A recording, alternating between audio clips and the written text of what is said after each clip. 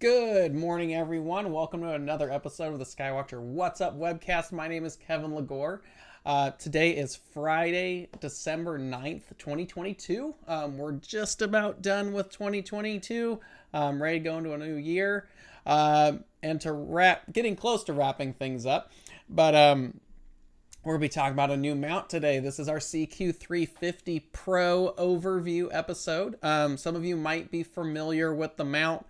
We did introduce it a week ago as of this recording, but we are going to go over it in a little bit more detail today. I'll tell you some of the stuff about it. If you've got any questions, this will be the episode to ask. I will try to go as much detail as possible on the mount. And if you just happen to be in the Phoenix area, this evening, Veterans Oasis Park over in Chandler. There is a event going on from 6 to 8. I will be there tonight. I will actually have the CQ350 with me with our Esprit 150, doing a stargazing event out there, so if you want to see one in person. And then next weekend, which would be the Saturday, the 17th of December, I'll actually be down at Star Arizona hanging out with them Saturday, December 17th, 2022. I'll be down at the shop on the 17th. I believe David Levy is going to be doing a book signing there as well.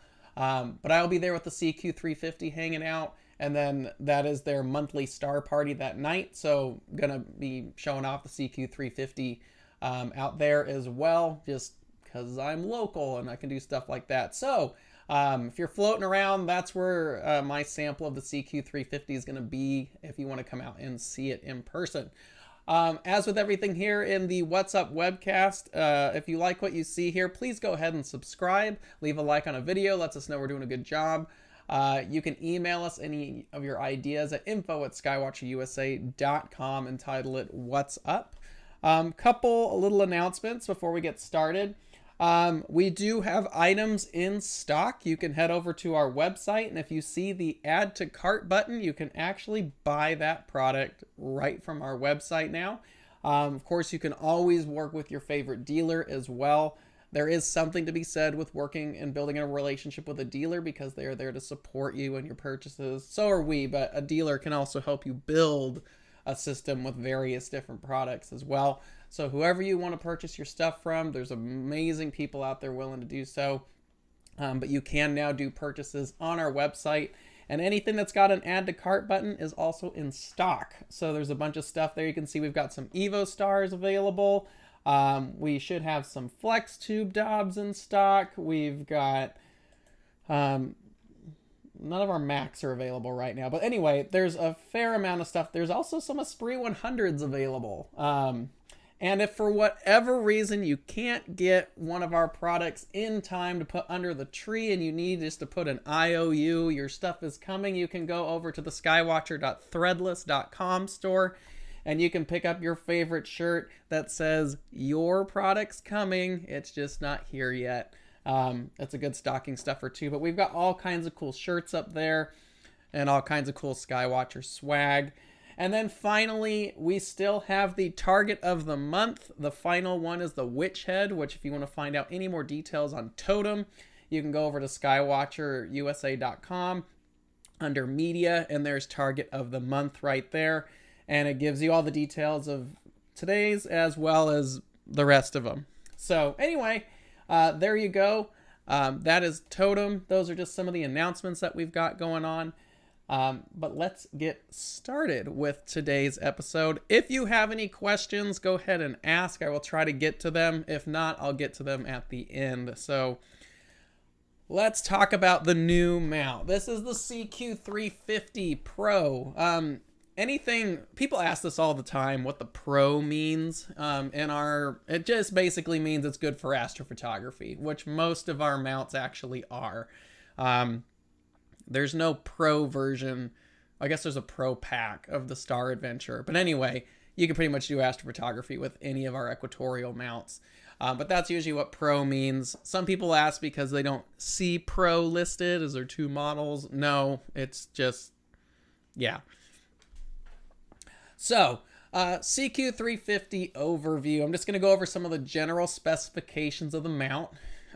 If you want to know any more that's not listed here, you can go to our website and check out the CQ350 page where it has all the specifications that you might want to know, but I'll try to go into detail about all of that as well. Probably be a lot of me talking about details and elaborating on it more. So the big thing right up front is the payload capacity of this mount really sits in a sweet spot that I personally feel like there should be more mounts in this area. It's a 77-pound payload, which means 35 kilograms roughly. Something like that really allows you to use any major available telescope on the market. You can go up to like a C14, which would work really well on here. You could use like our Quattro 300, 6-inch APO refractors are no problem. Really anything that you're gonna wanna lug around into the field, this mount can actually hold, which is nice. Our EQ6R is an incredibly popular mount. They're all over the place. But a mount of that size and similar, those 40, 45-pound payload capacity mounts, are good for a lot of the smaller tubes on the market, like refractors 5-inch or smaller, maybe smaller Newtonians, maybe a C8, maybe a C11, if you're doing like Hyperstar or live imaging on that. Things like that. And then from there, we would go up to our EQ8R, which for record is not a budget-friendly mount. I mean, technically it is if you compare it to its competition, but it's not an easy mount to lug around, although I have friends who do it. It holds 110 pounds. You could put God knows what on it. All kinds of stuff will go on an EQ8R. But there's this big gap in between because we went from 44-pound payload to 110-pound payload. And there's this big gap in the middle that really needed to be filled. And that's what the CQ350 does.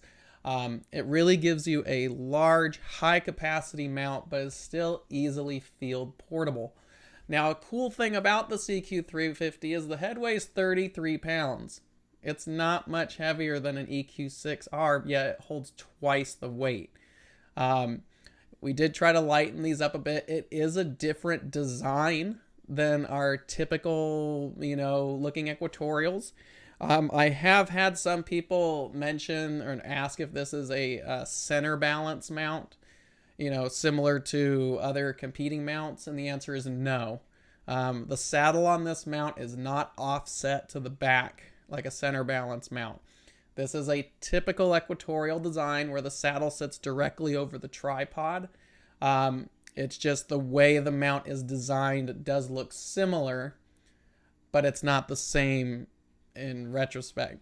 The way the mount is designed actually allows us to get lower latitudes, which is one of its key features, which we'll get to in a little bit, but it is not a center balance mount.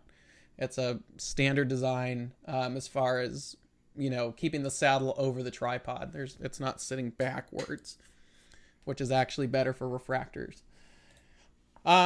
We do have a very heavy-duty tripod on this one, but it only weighs 34.5 pounds. So it's a very robust tripod. It's not super heavy, especially compared to the EQ8R peers, which are quite heavy. This is a DV saddle, so you can easily use most of the dovetails on the market, unless it's some exotic thing. So we'll do the Vixen style or the Los Mondi style. Right out of the box. You don't need any second or third party adapters to make your tubes work. You should be good right out of the box. The latitude range on this is 10 degrees to 70 degrees, and that's with the tripod. The counterweight bar has 2 positions, and the counterweight bar on this mount does not thread in, it bolts on, because there are 2 different positions. Now, the position that you see here in the picture there where the just straight down like a typical equatorial, that's the standard position. And then there's another position where it actually angles out away from the mount, which allows you to get to the lower latitudes a bit easier without the counterweights running into the tripod legs. Now, the mount itself can actually go to 0. So you could go to lower latitudes depending on how the mount is mounted to whatever its support is, most likely a pier. So you could technically go even lower if you were on a pier using the low latitude position for the counterweight bar, so it doesn't run into whatever the support structure is for the mount. So it can go low if needed. Just make sure you're mounting it correctly so you have clearance. But with the included tripod, you're from 10 to 70 degrees latitude. Excuse me. Sorry, felt that one coming. The drives on this, it's a belt drive system. We do use stepper motors. I'll go into detail that in a minute. So we do use belt drives. Unique feature of the CQ350, not found with any of the other mounts, the large mounts at least, is we have a spring-loaded worm block on this mount. So that'll help with backlash, as with the belt drives. Now, another thing with our mounts is the power requirements. We can do 11 to 16 volts. I do recommend at least 3 amp power supplies. If you're using an AC power, I've been using the Celestron 5 amp AC adapters. And then Starizona makes a little adapter that threads onto our little power plug on the mount, because we use a 2-prong like aviation style power. And then that takes you to a 2.1 female adapter. And then you can just use a typical adapter. We do give you a DC style plug, but if you want to do AC, I find it really easy just to get that little Starizona adapter that works on all of our other mounts. And then I use a 5 amp, 12 volt AC adapter, and that runs the mount, whatever. If you're doing something in the field, I'm a big fan of the Power Tank Lithium Pros from Celestron. Those work really well, especially in the colder weather. So anyway, there's the overview of the mount. If I missed anything there, go ahead and ask questions if you want, and I'll try to answer them. But I'm going to move on to the mechanics of the actual mount here. So like I said earlier, the CQ350 is designed for lower latitude capabilities. You can go from 10 to 70 degrees, and that is with the tripod. You can actually pier mount this if you want. I have a diagram in a little bit, which I'll go over that because I think someone was wanting to know. The cable going to twist when the mount head slews. Which cable? So, question, since the mount can do 0 degrees, can you use it as an Altaz? In this case, no. What I mean by 0 is the saddle is 0. For what you're asking, you'd have to go to 90 to make it Altaz, and it cannot do 90. So there's a very large adjustable latitude adjustment knob on the back. What you see right here in green, all the knobs here in green are large aluminum anodized knobs, so they're easy to use with gloves, but that's where all the trim is. And the latitude adjustment knob is actually fairly large, which means you can actually be completely under load and do the adjustments. Even with a large payload on top, it's very smooth. There's a big worm assembly in there that allows you to do the latitude adjustments even under load. And even during testing, it's a very easy mount to polar align if you have to do some adjustments with a lot of the payload under there. Now, one unique thing about the CQ350 is the clutches. Now, we had to take a look at the clutch design because this is a spring-loaded worm assembly. So when the clutches are pulled back, what's actually happening is you're pulling the worm and the gear apart. This is very similar to how like a Paramount works and other mounts out there. Is when the clutches are loose, you're pulling the worm gear and the teeth away from the main ring gear assemblies. So these clutches are a little different, and the other thing about these clutches is that you can lock them so you don't bump anything. Like on an EQ6, it's just a lever where you can go like this, or even an EQ8, it's a lever. But if you actually bump that lever for whatever reason, you just loosen the mount and it's going all over the place. The CQ350 has a locking clutch assembly. And the way this clutch works on both the right ascension and the deck is it's a lever. You can kind of see behind my fingers there, there's a lever there, so it works just like a lever. However, you cannot move that lever until the lock assembly is adjusted. So how this works, it's the same for the right ascension and the deck, is you're going to pull this ring out. It's spring loaded. You pull it out and rotate, and it looks just like that. You can see the screws recessed, so you pull out and then rotate. And that unlocks the assembly, and then you can actually adjust the clutch and balance and do everything that you want. And then when you're done, you can return that to the position and relock it, and then put the lock, or tighten the clutch and then lock it back into position. So you can't loosen this mount accidentally. You actually have to go through a process to unlock the clutches, and that'll prevent you from bumping anything or doing anything on your clutch assembly at this point. So it's kind of a nifty design. It's different than anything else that we have in the lineup right now as well. The tripod is brand new to the Skywatcher lineup. This is our, I guess it would be the heavy duty field tripod or something along the lines of that. On the EQ6, that's a 2-inch rolled steel tripod. And then on like an HE EQ5, that's like a 1.75-inch tripod. And, you know, we got all that stuff. These tripods, the legs on this are massive. The diameter is 3 inches on the legs. It's a really solid tripod with a decent stance on it. So it's very solid. It's not going anywhere. I would like to mention for any EQ8 owners, you can put an EQ8R on this tripod. And that being said, anybody who's asking about pier mounting a CQ350, here's the diagram of that. This is the EQ8 diagrams. This comes from the EQ8R manual, but all the specifications for the CQ350 are the same. So if you have an EQ8 mounting plate on a pier, or you're going to put a CQ350 on a pier, you just get an EQ8 mounting plate, like from Dan's Pier Plates or whoever makes the adapter. Or if you're doing like a Burlebach tripod or whatever you're doing,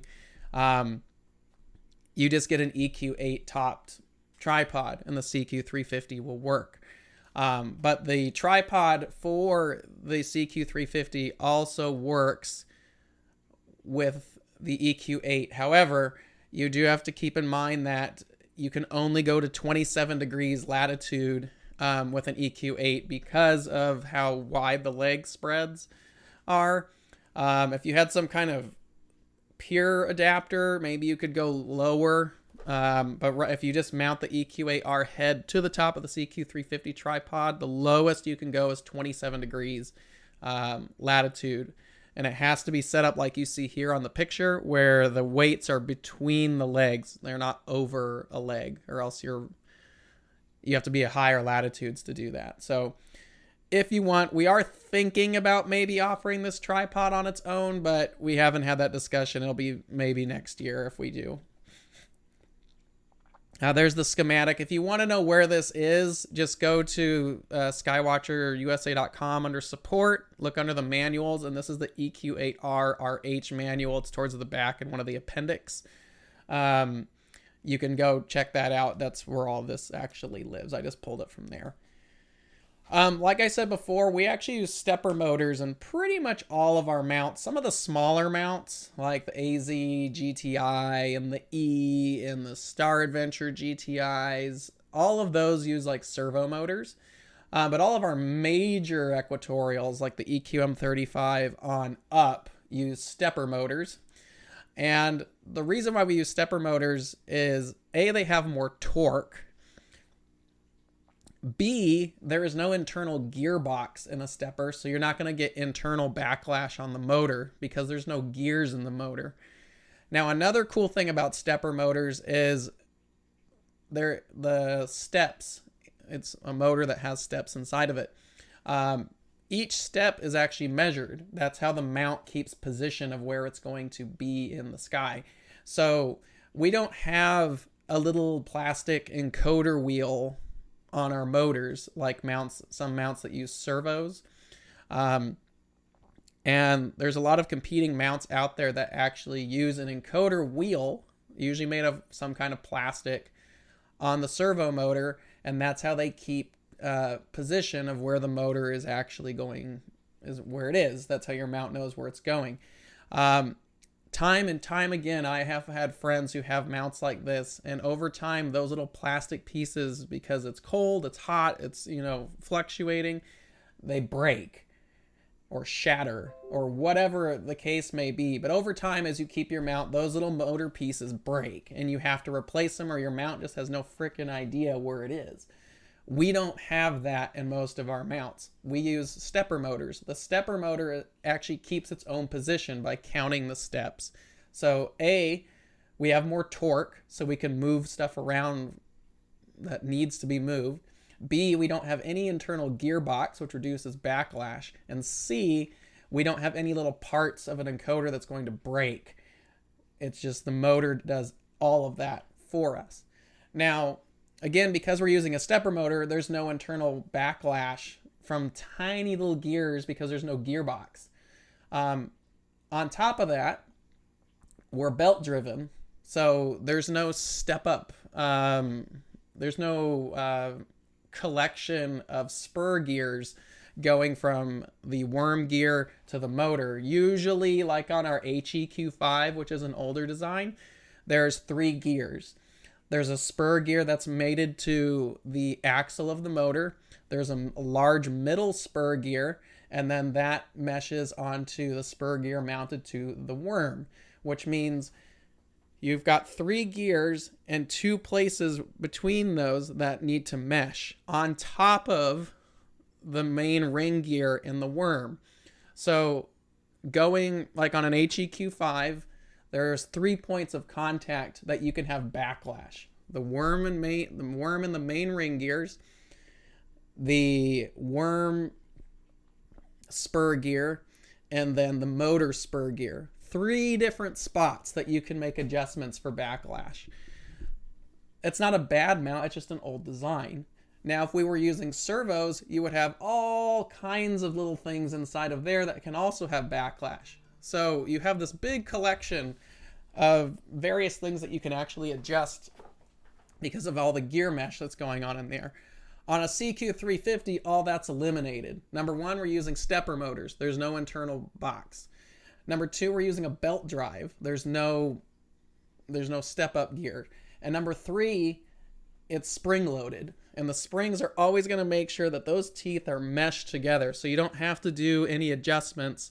There's a lot of people that fuss about their EQ6 because it's a floating worm block, which means it's just mounted there, and the gears are just kind of floating there. That's why you have to offset at times or load the gear on an EQ6R or even an EQ8, where you can make that adjustment where they're always meshed, where you make it like east heavy or west heavy or whatever you're doing. CQ350 doesn't need that because they're spring-loaded worm gears. They're always meshed together in the best way possible. So this mount really reduces backlash. My sample, it's just a production sample, and most of others that have this right now, right out of the box, you're already guiding under 1 arc second. Awesome. Now, please understand that guiding is going to be dictated by your local seeing conditions and making sure everything else is good, but the samples that we've seen, we're guiding under 1 arc second out of the box with no weird meshings or anything like that. So let's see. Spring-loaded worms, I just said that. I just didn't do it. Another thing about this that's very similar to its larger sister, or the EQ8R, is it has homing sensors on the right ascension and declination axes. So when you turn the mount on, it's going to be a little different if you're coming up from an EQ6. It's actually going to ask you to home the mount. So when the mount homes, it's going to kind of go through this little thing and find its homing position, locks onto that. From there, you can then go through your alignment process. Having those homing sensors means this mount is remote imaging capable at that point, which is very nice to have. because you have the capability, if the power ever shuts out, that you just pop the mount on, home it back to its position, and it knows where it's at. So that's a big advantage of homing sensors. And a lot of the higher end mounts on the market have some kind of homing sensor on board, or they're using on-axis encoders, which is another level up. But the CQ350 does have homing sensors on the ride ascension and deck, which does mean it's a remote capable mount at that point. All right, so another big thing about the CQ350 that takes it up a notch is the cable management. Now, this was first seen on our EQ8R series. The R and the RH have the same cable management systems.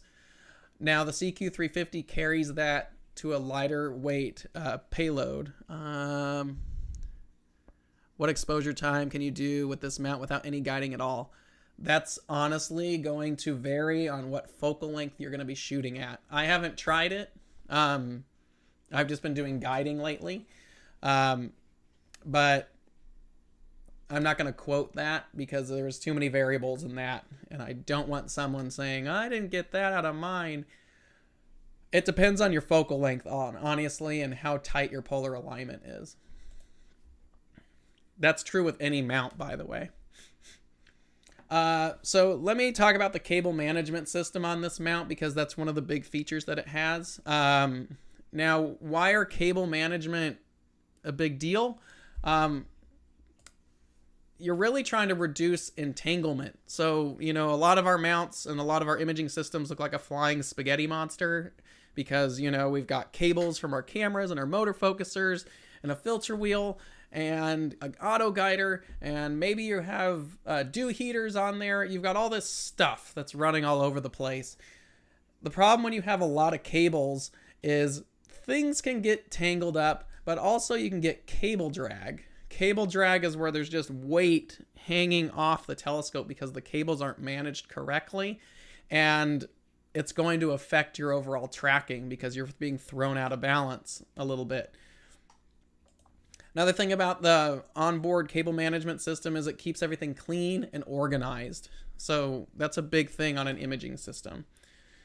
So some features there. Let's see.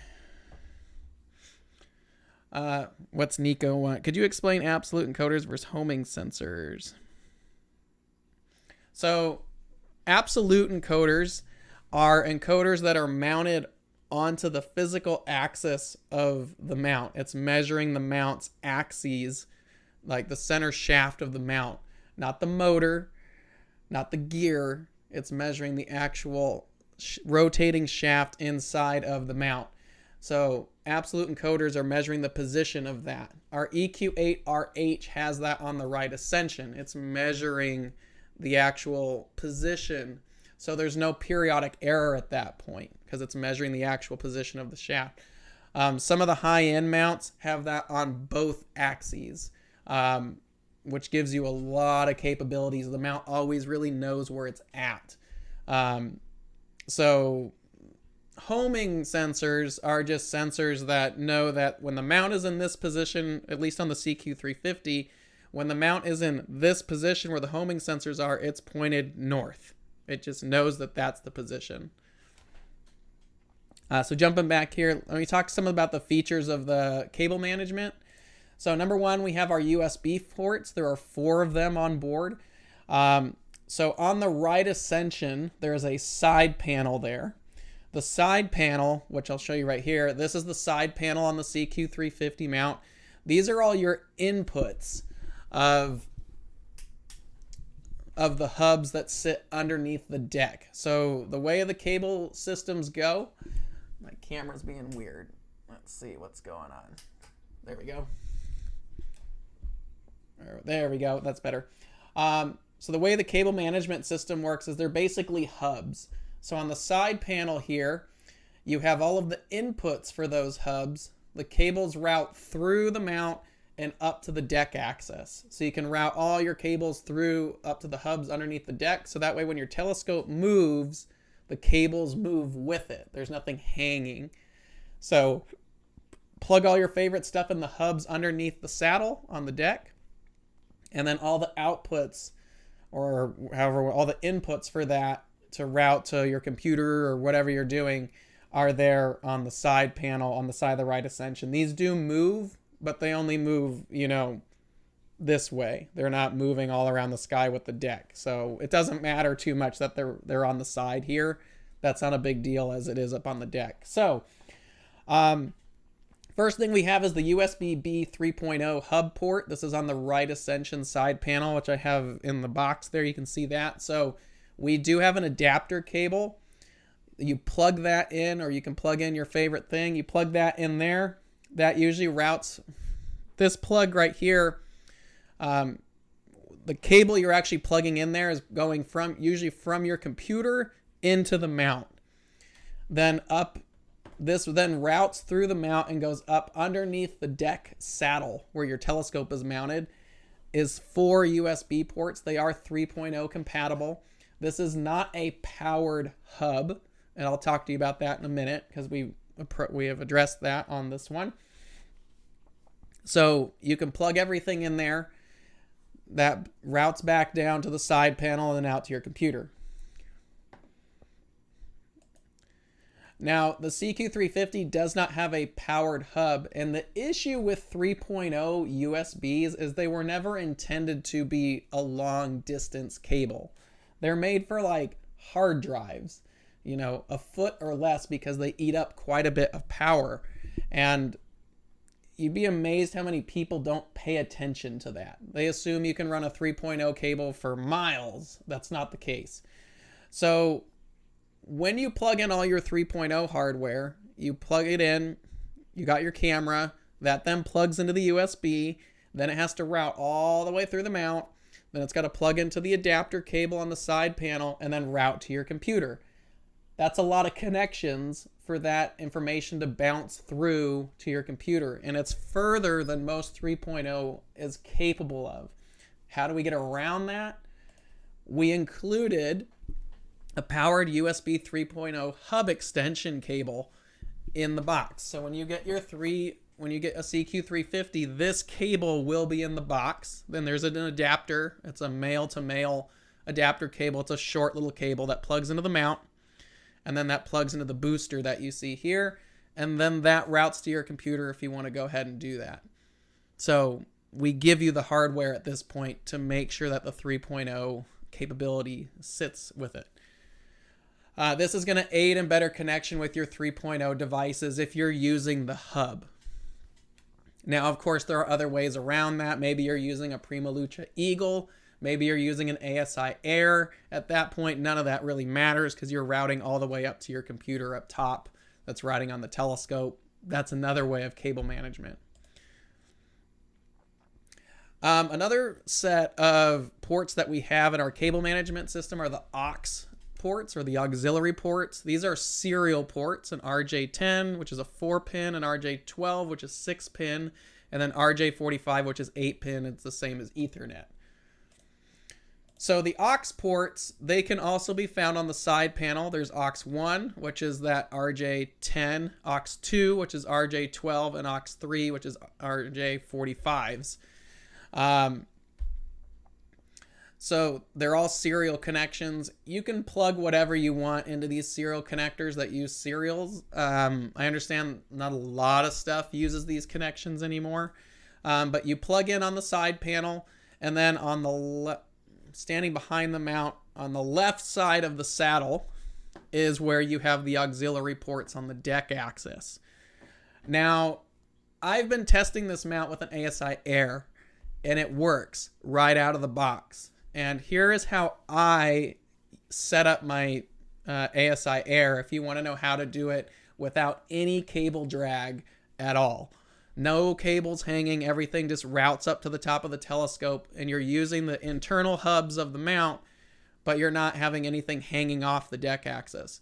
So here's my recommendations if you're using ASI Air.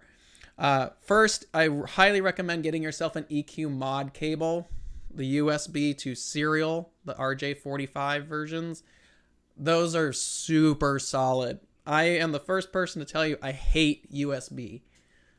USB just does not have the same locked-in connection that a serial cable does. Sorry if that's old school, but I find from years of use, the serial connectors are just so much more solid than USBs. So if you want to set up an ASI Air, here's my recommendation. Get yourself an EQ mod cable. On one end of an EQ mod, you have a USB, which plugs into the ASI Air USB ports, whatever one you want. And on the other end is an RJ45 serial port. That serial connection you're going to plug into the aux3 port on the side of the deck. Right here is the one you're going to plug into. Just clicks right in. Now, once you've done that, you're going to go down to the side panel, and using the included hand controller cable, which is an also RJ45, you're going to plug one end of that into the side panel auxiliary 3 port, and then the hand controller cable, the hand controller is right over here on the front of the mount, just above the power adapter. So you plug one end of the hand controller cable into aux3, and then you plug the other end of the hand controller cable into the hand controller port. So that way you're going from the ASI Air to the auxiliary side port on the deck. And then you have the second cable going from aux3 on the side panel, plugging into the hand controller cable. And that's how you relay your commands to the mount from the ASI Air without having any cable drag. For power, I just plug in the power port right here on the right ascension, and then I use a male-to-male 2.1, plug it into one of the power ports up top on the deck, and then plug that up into my ASI Air to power the ASI Air. So those are the only two cables that are routing onto the ASI Air, is the EQ mod cable and a power cable. You're done. There's no other cables hanging because all your cameras and ZWO hardware is going to plug up into the ASI Air. You have no cables hanging off the deck axis. Nothing's going to get caught. The next one is the three 2.1 millimeter power ports. So again, that one's going to be right here. That is your input. So this is, you're either running this from a battery. This only runs the power cables inside the mount. This is not powering the mount. There's a separate port for that. So the power hub for everything, this is its input, and that input is 2.1, and you have a 6 volt. You can do 6 to 24 volt with a 5 amp throughput. So 5 amps is your max, and you can go all the way up to 24 volts through that hub if you need to. So you're going to plug in your power there, and then underneath the saddle next to the USB is your outputs. This can power your camera, this can power an ASI Air, whatever the heck that you want, but you are limited to 5 amps only. So I would not recommend using this hub for powering dew heaters or anything that really sucks up power, because you are limited to 5 amps. So just keep that in mind. This is more for your camera, your filter wheel, your basic accessories. But that's where those are up top there. You've got 3 ports to power whatever the heck you want. 6 volts to 24 volts throughput, 5 amp max. And don't overload it because you can damage all that. Now the front panel real quick. Here's what the front of the mount looks like. Just to go over some of the ports there. This right here is our thread-on power cable. We do give you a DC cigarette style power cable to run off of a battery in the field. There is an adapter that Starizona sells, like I said, that goes from this 2-prong thread-on to a 2.1 millimeter female connection. You're good to go. Then you can use AC adapters or whatever you want. But that's the thread-on connector right next to the power. Up top here, you have a standard USB-B 2.0 port. You can do motor controller updates with this. You can do PC control if you want to do it. I'm sure you could... I don't know how it is with the ASI Air. There was some issues with the ASI Air and USB connections because of an update like a couple years ago at this point. I don't know if that's been addressed. That's why I think the EQ mod cables are better. If you're using an ASI Air, I would just recommend getting an EQ mod cable. I think they're more secure as well. And they just work like right out of the box. You don't have to use the hand controller. You just plug the thing in, go to EQ mod. You can watch our ASI Air video on how to do it. If you know how to use an ASI Air on any of our other mounts, it's the same thing with this. You just get more payload. So the USB in the front, that's for your PC control. If you're using SynScan Pro for Windows, or you're doing a motor controller update, you can plug in the USB in front of the right ascension on the front panel, connect to your mount. Ta-da. That's a USB 2.0, like a printer USB essentially. Below that is your RJ45 hand controller cable. Remember earlier I said if you're using an ASI Air, on the side panel there on aux3, you plug the hand controller cable in, and on the other end of the hand controller cable, you plug into the hand controller port. That's the port I'm referring to in the front of the mount. So you've got this cable that's just kind of hanging there as the right ascension moves around, but it makes it very easy, and you don't have anything really dangling off of the deck axis. So that's the hand controller cable. Of course, if you are using it, your auto guide cable, there you go. It's a ST4, standard ST4 port, just like all the other mounts. I'm sure some of you are like, why would you ever use that? I still think serial connections are better than USBs. Fiber optic would be even better, but we're maybe someday. So, but the serial connections, I know a lot of you are just using like ASI Airs at this point or something similar. You're probably not even using this port, but we do have the auto guide port if you need it. And then below that is our snap cable. The snap port is for DSLR and mirrorless cameras if you want to have the hand controller basically work as an intervalometer and trigger the shutter. You can get a cable and you can plug it in there and you can have the mount basically trigger that. And then the threaded holes you see up there, that is for an optional polar scope, which at the time of this video we do not have available yet. I'm sure someone is going to come up with like a QHY PoleMaster adapter. If you are one of those people, this is where you want to mount that to. This front plate right here with the holes. That is where you probably want to put your QHY PoleMaster or whatever the heck they are now. That's the little spot you'd probably want to do that at. And this sits just above the axis of the mount. So that's kind of it for the technical portion of the mount. We do offer two different packages with this mount right now. The first one is the CQ350 with tripod. And with that kit, you basically get the mount head, you get the hand controller, which has about 42,000 plus objects in the database. You get a USB adapter cable, that male-to-male adapter I was telling you about. You also get the powered USB 3.0 hub extension cable, the counterweight bar, the tripod with a very large tray. Like you could set a drink on this thing. There's a lot of space there. It's big. So we have the tray in there, and then you have two 22-pound counterweights. So if you're getting this with the tripod, you're going to get 4 boxes. The mount head box, the tripod box, and 2 counterweight boxes. So 4 boxes if you're getting all of this together. Now the other one, maybe you want to put this in an observatory. Maybe you've got a pier that you want, or you've got a tripod for an EQ8 or something similar at that point. We do sell the head on its own because we figured this is an observatory class mount. This one's the same thing. You just don't get the tripod. It is a little bit cheaper.